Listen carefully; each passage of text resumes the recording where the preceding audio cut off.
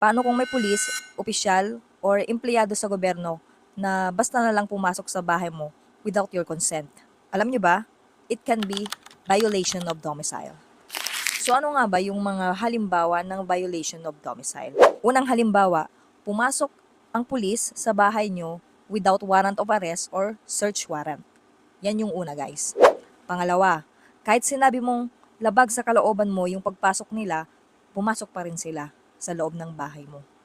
Yan yung pangalawa.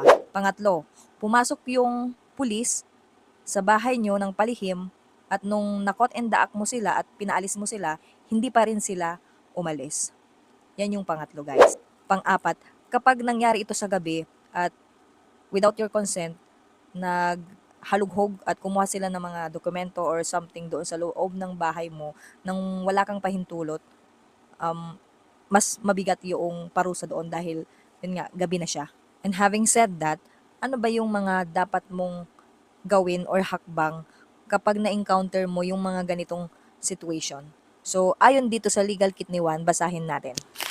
So, ang sabi dito guys, ito yung mga hakbang na gagawin. So, step 1. Step 1 pa lang to guys ha.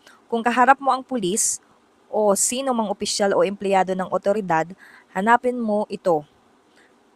Yung search warrant and seizure warrant or yung warrant of arrest. Then, try nyo din kunin yung pangalan kung maaari. Yun yung step 1. Step 2. Step 2A, kasi meron siyang step 2A, step 2B, gano'n. So, step 2A, kung wala siyang maipakitang search and seizure warrant, agad mong pigilan at sabihin na hindi mo siya pahihintulutan na pumasok sa iyong sa bahay, sabihan din na siya ay agad umalis sa iyong bahay. So, yun guys. So, hindi ko na to iisa-isahin guys, kasi medyo marami ito. Pero ito sabi dito, yung step 2B, kung pag-aresto naman ang gagawin sa iyo, hingan mo ito ng kopya ng warrant of arrest. Tandaan na maaari ka pa ding arestuhin kung wala itong dalang physical na kopya, pero kailangan niyang maipakita sa lalong madaling panahon at pinaka-practical na pagkakataon kung ito ay hihingin mo sa kanya.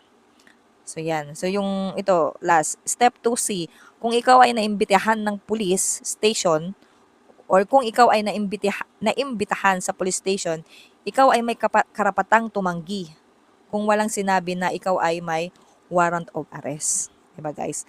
Dami mong matututunan talaga dito sa Legal Kit ni Juan.